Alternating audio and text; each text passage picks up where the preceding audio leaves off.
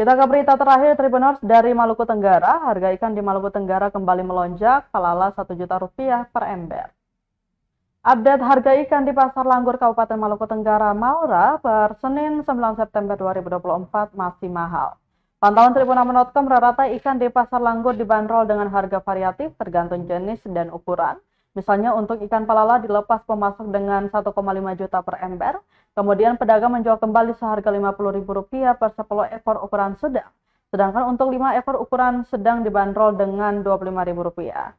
Sementara untuk ikan komo per ember dijual Rp450.000, naik dari harga normal Rp200.000 per ember. Pertumpuk dijual kembali dengan Rp20.000 per 6 ekor ukuran sedang, sementara untuk ikan puri atau teri dijual Rp420.000 per ember, pertumpuk dijual kembali dengan Rp10.000 hingga Rp20.000.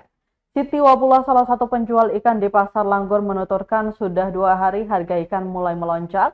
Menurutnya harga pasar ini panas dingin tergantung cuaca dan keadaan alam, kadang turun kadang naik. Untuk sekarang memang masih agak mahal.